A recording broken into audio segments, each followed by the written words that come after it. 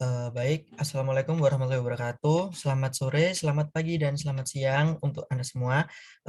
Kami dari kelompok pemenuhan tugas besar mata kuliah PPIC, Production Planning and Inventory Control, dari kelas paralel B032 akan mempresentasikan mengenai tugas besar yang telah kami kerjakan, yakni mereview materi ERP.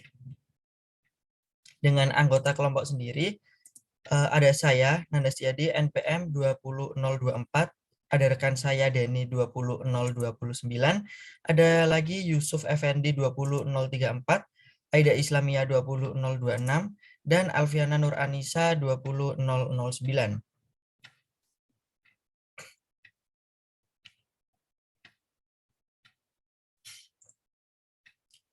Nah, ERP atau Enterprise Resource Planning.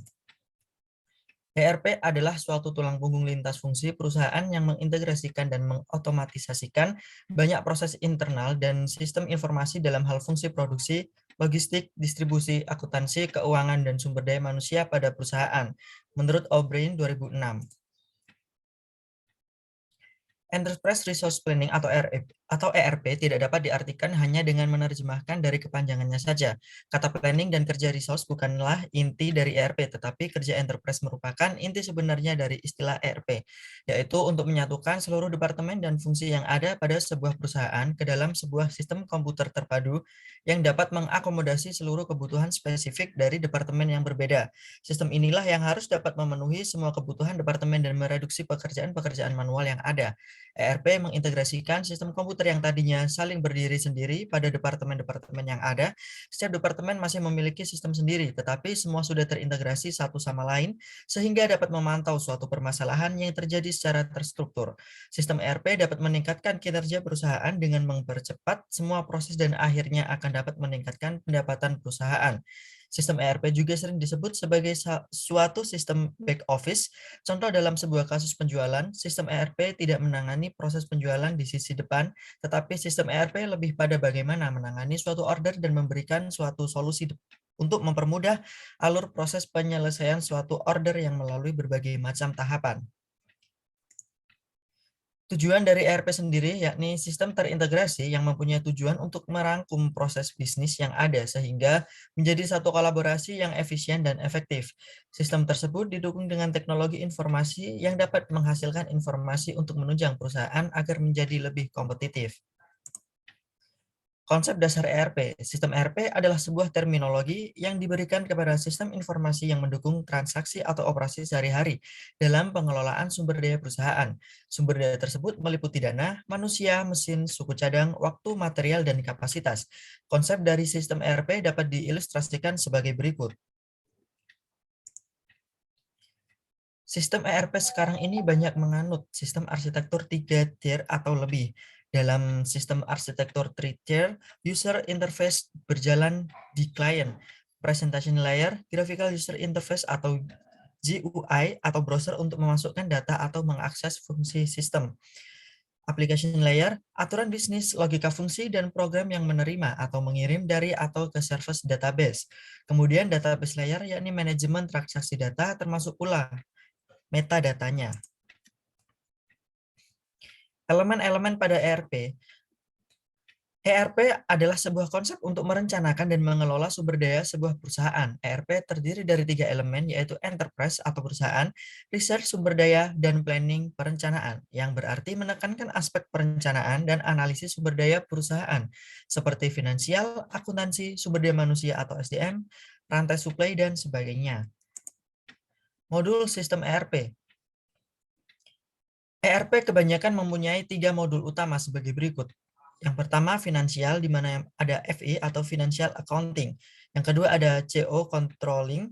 Fungsi dari modul CO adalah untuk mendukung 4 kegiatan pokok, di mana ada pengendalian investasi, pengendalian kegiatan keuangan, memantau dan merencanakan kegiatan pembayaran sesuai dengan jadwal, pengendalian kegiatan pembelian, pengadaan, dan penggunaan dana dalam unit-unit kerja, pengendalian biaya dan keuntungan berdasarkan semua aktivitas perusahaan. Kemudian yang ketiga ada IM, Investasi Management.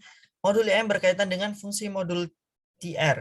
Dengan modul IM lebih ditujukan untuk analisis investasi jangka panjang dan aset tetap dari perusahaan untuk membuat keputusan. Yang keempat ada EC atau Enterprise Controlling. Modul EC adalah untuk memberikan akses mengenai kondisi keuangan perusahaan, hasil dari perencanaan dan pengendalian perusahaan, pengembangan investasi, pemeliharaan aset-aset yang dimiliki, pengembangan SDM perusahaan, kondisi pasar yang berkaitan dengan pengembalian keputusan, faktor-faktor struktural dari proses bisnis seperti struktur produksi, struktur biaya, neraca, dan laporan rugi laba. Kemudian yang kelima ada TR. Treasury modul TR berfungsi untuk mengintegrasikan antara cash management dan cash forecasting dengan aktivitas logistik dan transaksi keuangan. Kemudian yang B, distributor dan manufacturing. Yang pertama LE atau Logistic Execution. Modul LO merupakan modul yang terkait dengan modul lain seperti modul PP, EC, SD, MM, PM, dan QM. Modul ini fokus pada pengaturan logistik dari pembelian hingga distribusi. Yang kedua, SD atau Sales Distribution. Modul SD ditekankan pada penggunaan strategi penjualan yang mampu mengantisipasi perubahan pasar. Prioritas utama dari penggunaan modul ini adalah untuk membuat struktur daya yang mampu merekam, menganalisis, dan mengkontrol aktivitas untuk memberikan kepuasan kepada pelanggan dan menghasilkan keuntungan yang layak dalam periode akuntansi yang akan datang. Yang ketiga ada MM, Materials Management. Fungsi utama dari modul MM adalah untuk membantu manajemen dalam aktivitas sehari-hari dalam tipe bisnis apapun yang memerlukan konsumsi material termasuk energi dan pelayanan. Yang keempat, PP atau Production Planning.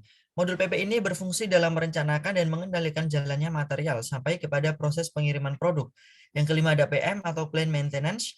Modul PM berfungsi untuk mendukung dan mengontrol pemeliharaan peralatan, mengatur data perawatan, dan mengintegrasikan data komponen peralatan dengan aktivitas operasional yang sedang berjalan. Dan yang keenam ada QM atau Quality Management, di mana modul QM terintegrasi dengan modul PP, PI, dan Production. Salah satu fungsi dari modul QM adalah untuk menyediakan master data yang dibutuhkan berdasarkan rekomendasi dari ISO 9000 series. Selanjutnya akan dijelaskan oleh rekan saya. Selanjutnya nomor 7 ada PS Project System. Modul PS dikonsentrasikan untuk mendukung kegiatan berikut ini, yakni perencanaan terhadap waktu dan nilai, perencanaan detail dengan menggunakan perencanaan cost elemen atau unit cost, dan menetapkan waktu kritis pendeskripsian aktivitas dalam jadwalan. Lalu ada koordinasi dari sumber daya melalui otomasi permintaan material, manajemen, dan kapasitas material, serta sumber daya manusia. Lalu pemantauan terhadap material, kapasitas, dan dana selama proyek berjalan. Penutupan proyek dengan analisis hasil dan perbaikan. C. Human Resource berfungsi untuk memudahkan melaksanakan manajemen yang efektif dan tepat waktu terhadap gaji, benefit, dan biaya yang berkaitan dengan SDM perusahaan. Melindungi data personalia dari pihak luar, membangun sistem perekrutan dan pengembangan SDM yang efisien dan melalui manajemen. Next.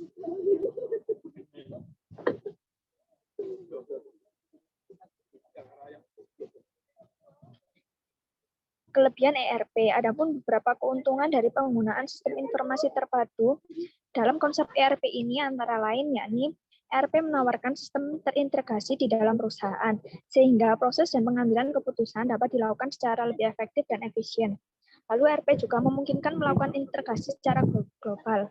Ketiga, ERP tidak hanya memadukan data dan orang lain, tetapi juga menghilangkan kebutuhan pemutakhiran dan sinkronasi banyak sistem komputer yang terpisah.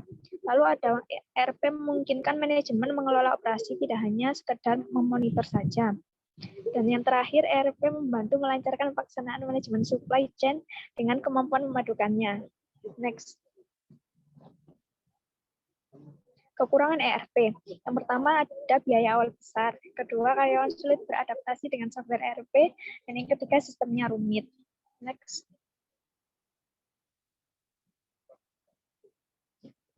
Adapun contoh software ERP. ERP tersedia dalam perangkat lunak gratis maupun berbayar. Beberapa pengembang yang membuat ERP adalah SAP, Oracle, dan Microsoft. SAP ERP perusahaan ini punya pengalaman lebih dari 40 tahun dan hampir 50.000 pelanggan perangkat lunak ERP. Software SAP ERP menyediakan solusi pengadaan, manufaktur, layanan penjualan, keuangan, dan SDM untuk 25 jenis industri berbeda. bisnis ini merupakan aplikasi terintegrasi dan lengkap untuk mendukung organisasi membuat keputusan yang lebih baik, mengurangi biaya, dan meningkatkan kinerja. Lalu ada Microsoft Dynamics atau MAP.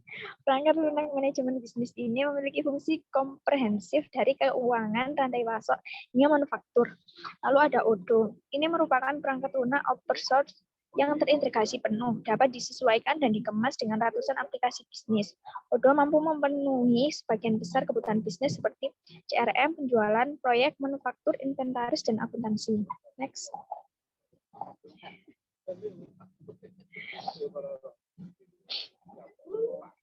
Memilih perangkat lunak ERP tidaklah semata-mata harga, tapi ada beberapa faktor lain yang perlu diperhitungkan. Yang pertama, ada berapa besar ukuran volume transaksi ataupun proses bisnis maupun organisasi yang terkait dalam proses otomasi ini. Karena semakin besar dan semakin kompleks suatu proses bisnis, maka perangkat lunak sistem ERP yang akan digunakan haruslah sanggup memenuhi kebutuhan tersebut, terutama reliabilitasnya. Yang kedua, ada pengalaman vendor atau developer dalam implementasi dengan perusahaan yang pernah punya proses bisnis yang sama. Sangat penting. Referensi dari pihak vendor untuk perusahaan yang punya proses bisnis yang sama dapat digunakan sebagai pembanding. Ini sangatlah penting. Meningkat implementasi ERP adalah investasi yang tidak akan kembali dalam waktu cepat. Jangan sampai menyesal di kemudian hari. Next.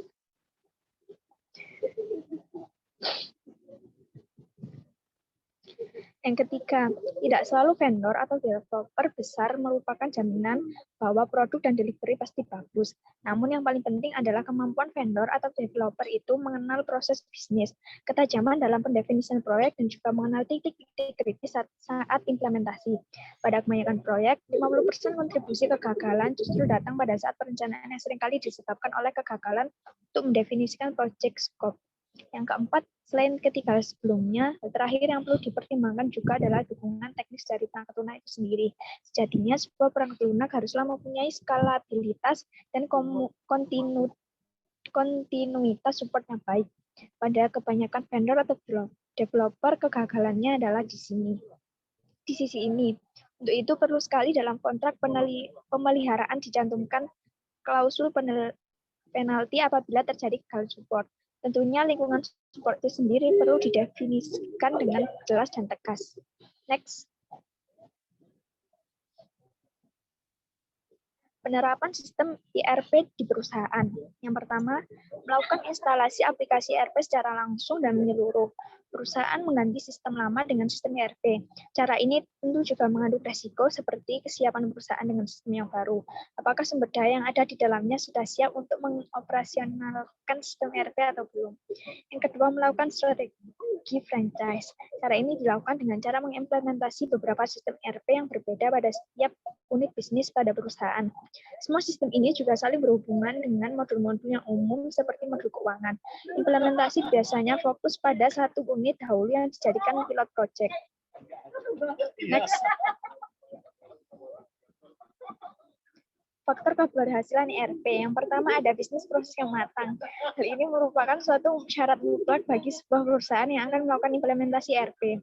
Yang kedua, ada change management yang baik. Change management sangat diperlukan untuk memberi pendidikan kepada pengguna, operator, atau siapapun yang akan bersentuhan langsung dengan sistem yang baru. Yang ketiga, ada komitmen. Sebuah implementasi ERP dalam perusahaan pasti akan menyita banyak waktu dan tenaga. Yang keempat, ada kerjasama. Kerjasama harus dilakukan dengan baik antara internal perusahaan maupun antara perusahaan dengan konsultan yang dilakukan implementasi. Yang kelima, ada konsultan. Pengalaman konsultan yang melakukan implementasi juga sangat berpengaruh dalam sebuah implementasi. Next. Lalu ada faktor kegagalan, yakni yang pertama, manajemen perubahan dan training. Kesulitan terletak pada perubahan praktek pekerjaan yang dilakukan. Training yang melibatkan banyak modul harus dilaksanakan seawal mungkin. Dua, to BPR or not to BPR. Perusahaan harus memilih antara merubah bisnis proses untuk menyesuaikan sistem atau sebaliknya dengan implikasi berupa biaya dan waktu untuk merubah sistem. Ketika ada perencanaan yang buruk, perencanaan harus mencakup beberapa area seperti hal-hal bisnis dan ketersediaan user untuk membuat keputusan pada konfigurasi sistem. Yang keempat, meremehkan keahlian IT. Implementasi ERP membutuhkan keahlian staf ditingkatkan dengan baik. Yang kelima, ada manajemen proyek yang buruk. Hanya sedikit organisasi yang mengimplementasi ERP tanpa melibatkan konsultan. Namun, seringkali konsultan melakukan perbuatan yang merugikan kliennya dengan tidak membagi tanggung jawab. Next. Yang keenam, percobaan teknologi. Usaha-usaha untuk membangun interface, merubah laporan-laporan, menyesuaikan software, dan merubah data biasanya diremehkan. Yang ketujuh, rendahnya keterlibatan eksekutif. Implementasi membutuhkan keterlibatan eksekutif senior untuk memastikan adanya partisipasi yang terdiri dari bisnis dan IT dan membantu penyelesaian konflik-konflik. Yang ke-8, meremehkan sumber daya. Sebagian besar budget melebihi target terutama untuk manajemen perubahan dan training user. Pengujian integrasi, proses-proses pengerjaan ulang, kustomisasi laporan biaya konsultan. Dan yang ke-9, ada evaluasi software yang tidak mencakupi organisasi biasanya tidak cukup memahami apa dan bagaimana software ERP bekerja sampai mereka sepakat untuk membeli. Untuk mengatasi tersebut, ada dua cara yang disarankan oleh Turbit, yaitu melakukan perubahan budaya dan manajemen perubahan yang selanjutnya akan dijelaskan oleh teman saya. Baik, saya lanjutkan. Untuk selanjutnya itu dampak integrasi. Dengan mengimplementasikan sistem ERP di suatu organisasi akan mengintegrasikan sistem yang berakibat. Yang pertama, perubahan yang dilakukan pada satu model secara otomatis akan memutakhirkan modul lainnya bila informasi yang diubah berkaitan dengan modul tersebut. Kemudian integrasi secara sistem bisa terjadi dengan syarat bahwa seluruh perusahaan harus menggunakan satu sumber data yang sama, baik untuk data pelanggan, data produk, maupun data vendor. Kemudian ada transparansi data, yaitu semua user yang mempunyai akses ke sistem akan dapat melihat semua informasi yang paling mutakhir setiap saat diperlukan, walaupun informasi tersebut diinput oleh user lain pun. Next.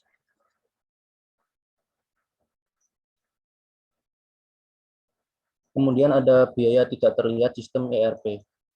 Jadi setiap perusahaan memiliki kebijakan sendiri dalam hal anggaran implementasi sistem ERP. Tetapi dalam pelaksanaannya kadang perlu pembiayaan lebih ketika implementasi sistem ERP. Beberapa pos pembiayaan itu adalah, yang pertama ada pelatihan, yaitu biaya pelatihan adalah pengeluaran yang sering tidak diperkirakan sebelumnya.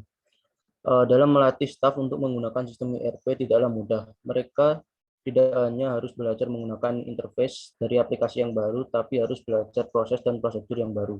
Kemudian ada integrasi dan uji coba. Kegiatan uji coba antara aplikasi ERP dengan aplikasi lain dalam perusahaan yang dibangun dengan solusi kasus per kasus akan menimbulkan biaya yang tidak terlihat. Next.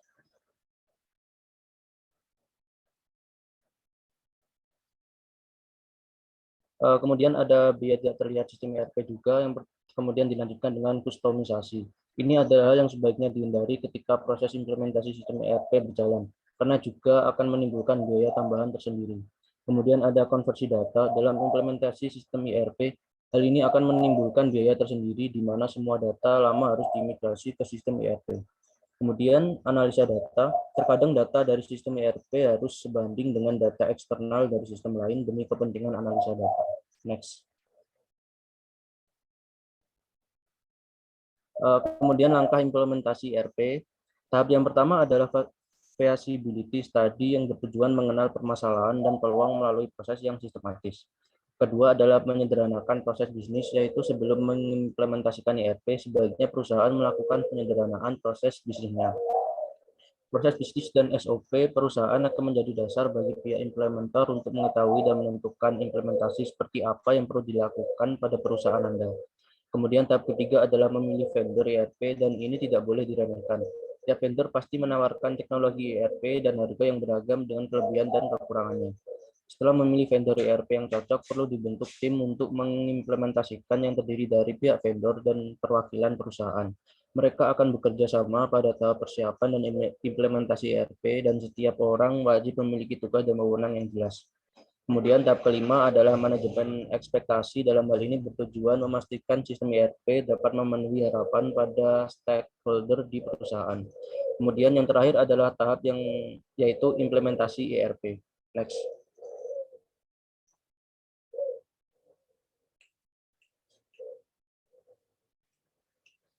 Kemudian ada informasi penerapan ERP.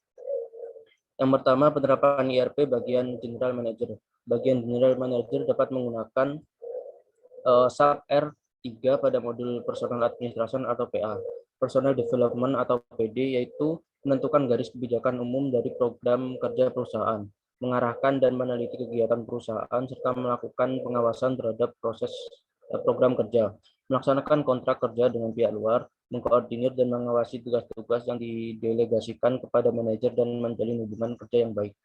Yang kedua, ada penerapan ERP pada bagian quality control. Bagian quality control dalam menggunakan SAP R3 pada modul material manajemen atau MM, yaitu mengkoordinir dan mengawasi pengendalian mengenai mutu produk dan keadaan mesin atau peralatan yang digunakan dalam proses produksi. Yang ketiga, ada penerapan ERP pada bagian produksi dan maintenance atau PM. Bagian produksi dan maintenance PM dalam menggunakan SAP R3 pada modul quality management atau QM, yaitu untuk melihat jumlah dan karakteristik barang yang harus diproduksi.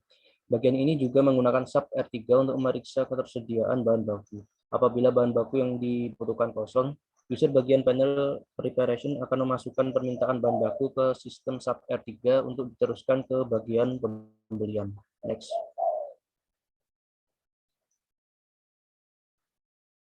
Kemudian ada informasi penerapan ERP. Yang keempat berupa penerapan ERP pada bagian personalita dan umum. Bagian personalia dan umum dalam menggunakan SAP R3 pada modul Production Planning atau PP, melakukan pengawasan terhadap penggunaan data, barang, dan peralatan pada masing-masing departemen, serta mengkoordinir dan mengawasi pelaksanaan tugas dari kepala-kepala bagian.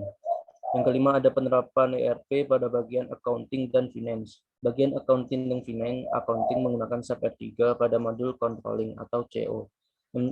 Enterprise Controlling EC, Investment Management IM, Treasury TR, yaitu untuk memverifikasi dan melaporkan pengeluaran dan penerimaan kas, membuat rekonsiliasi stock of name, memantau pergerakan harga dari bahan baku yang tersedia dan mengumpulkan dokumen-dokumen terkait pembelian bahan baku dan penjualan.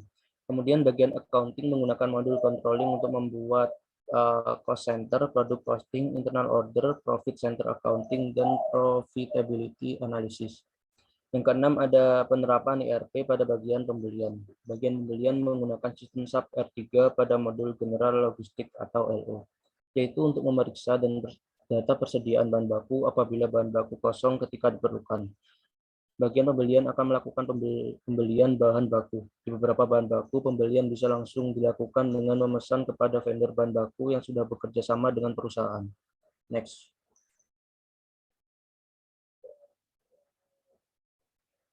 Yang ketujuh, ada penerapan ERP pada bagian divisi atau supervisor. Bagian divisi supervisor dalam menggunakan SAP R3 pada modul sales dan distribution SD, yaitu melakukan pengendalian kegiatan di bidang produksi, menyiapkan laporan yang dibutuhkan manajer produksi mengenai data produksi, jumlah batch produksi, pemakaian bahan, dan lain-lain, serta menyusun jadwal dan rotasi kerja bagi karyawan produksi yang dipimpinnya. Yang ke-8, ada penerapan ERP pada bagian gudang, yaitu bagian gudang dalam menggunakan SAP R3 pada modul warehouse management atau WM, yaitu untuk melakukan stock of name, transfer barang dari satu gudang ke gudang yang lain, penerimaan barang dari vendor, ataupun mencatat penerimaan barang dari produksi. Dengan modul tersebut, perusahaan dapat mempersiapkan stock of name material yang beraneka ragam dengan baik. Next. Kemudian studi kasus pada PPT ini yaitu UD Mandala Jaya adalah toko yang menjual bahan-bahan, alat bangunan, dan perkakas untuk membuat berbagai macam gedung seperti semen, kayu, pipa, paku, cat, besi, pondasi, skop, palu, dan sebagainya. Mengenai masalah yang terjadi pada toko bangunan adalah masalah dalam penjualan, pembelian barang, dan persediaan stok di gudang karena semua proses masih dilakukan secara manual atau tanpa adanya teknologi yang digunakan. Penelitian yang menerapkan software aplikasi bisnis dalam mengatasi permasalahan bisnis sudah dilakukan pada penelitian dengan judul Penerapan Enterprise Resource Planning (ERP) untuk sistem informasi pembelian, persediaan, dan penjualan barang pada toko emi-grosir dan eceran. Dan pada penelitian yang telah dilakukan memberikan solusi terhadap toko emi-grosir dan eceran dengan menggunakan suatu sistem yang dapat membantu dalam mengelola sistem penjualan, pembelian, persediaan barang di gudang. Kemudian akan dilanjutkan teman saya.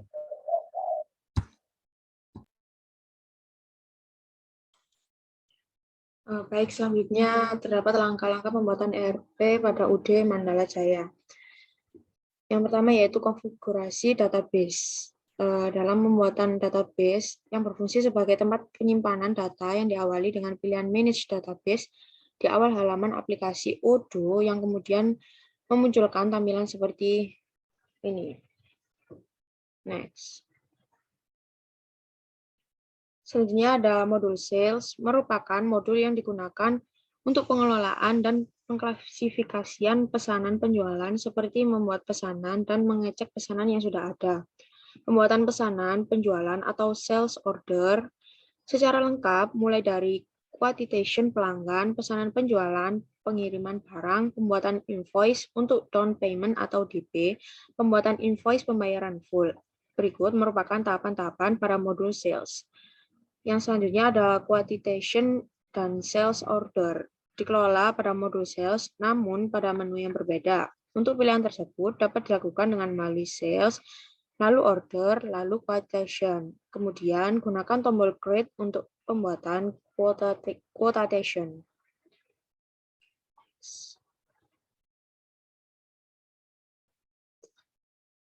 Selanjutnya ada delivery order. Pada form tersebut, terdapat produk-produk yang dikirim dari gedung toko menuju tempat dari pelanggan. Produk yang akan dikirim dapat dicek oleh sales user. Next. Lalu, langkah selanjutnya ada invoice, yaitu pilihan invoice. Terdapat 3 pilihan, yaitu regular invoice, down payment, atau percentage, down payment, atau fixed amount. Regular invoice berfungsi sebagai pembayaran dengan metode full pembayaran. Down payment atau percentage berfungsi sebagai pembayaran dengan metode persentase dari total biaya yang harus dibayarkan. Dan down payment atau fix berfungsi sebagai pembayaran berdasarkan keinginan dari pelanggan dari total yang harus dibayarkan. Next. Selanjutnya, langkah register. Pilihan register payment digunakan untuk melakukan registrasi pembayaran yang dilakukan oleh pelanggan. Register payment terdiri dari jumlah pembayaran, metode pembayaran melalui cash atau bank, tanggal pembayaran. Lanjut. Nah, selanjutnya ada request for quotation. Adalah permintaan penawaran pembelian barang ketika perusahaan berencana untuk melakukan pembelian barang untuk beberapa produk. Request for quotation pada Odoo digunakan untuk mengirim daftar produk yang ingin dibeli ke supplier. Setelah supplier mengonfirmasi permintaan produk, maka perusahaan dapat melanjutkan penawaran dan pembelian atau dapat membatalkan penawarannya. Selanjutnya akan dilanjutkan oleh teman saya. Oke, selanjutnya ada modul point of sales. Adalah modul untuk melakukan penjualan barang dengan satuan kecil dimasukkan untuk pembelian barang tanpa menggunakan jasa pengiriman dari toko. Pengelolaan point of sale dimulai dari mengetik tombol new session dan tunggu proses loading sampai masuk pada menu point of sale. Dan bawah itu adalah gambar dari software Odoo-nya. Oke, next. Kemudian ada modul inventory, digunakan untuk mengolah barang ke pelanggan, penerimaan barang dari supplier, persediaan barang, dan pengolah penyimpanan produk. Dan berikut adalah modul ada sampel software. Oke, next. Kemudian ada modul invoice, adalah modul yang berfungsi sebagai pencatatan secara otomatis dari setiap transaksi yang dilakukan di modul sales dan modul point of sale. Modul invoice dapat melihat status pembayaran dari setiap pelanggan. Next. Kemudian ada modul website, yaitu modul yang terakhir. Menu home pada website UD Mandala Jaya berisikan tentang informasi mengenai promo dan berisikan informasi mengenai profil dari UD Mandala Jaya dan nomor kontak. Ini berikut tampilan di situsnya. Next. Nah, kemudian ada kesimpulannya, proses bisnis pada UD Mandala Jaya masih dilakukan secara manual atau tanpa menggunakan teknologi untuk proses bisnis. Proses bisnis yang dilakukan secara manual memiliki kekurangan, yaitu setiap transaksi penjualan masih tercatat di buku transaksi dan dapat mengalami kehilangan atau rusak. Dapat terjadi kecurangan dalam proses pembelian barang, pemasaran produk yang terbatas. Kesulitan mengetahui stok yang ada di gudang dengan kekurangan tersebut mengingatkan terkendalanya proses bisnis pada UD Mandala Jaya. Permasalahan yang terjadi pada UD Mandala Jaya dapat ditangani dengan menggunakan ODO 13 dan dapat membantu dengan baik dengan proses bisnis yang ada di perusahaan sehingga menghasilkan output atau keluaran yang diperlukan oleh perusahaan. Implementasi yang dilakukan dengan memperbarui proses bisnis perusahaan yang akan disesuaikan dengan modul yang terdapat pada ODO. Modul yang digunakan untuk proses implementasi Enterprise Resource Planning adalah modul sales, modul purchase, modul inventory, modul point of sale, modul invoice, dan modul website. Oke, nice. Nah, itu tadi penjelasan tentang ERP dari kelompok kami. Semoga teman-teman yang menonton video ini bisa memahami apa itu ERP. Terima kasih. Wassalamualaikum warahmatullahi wabarakatuh.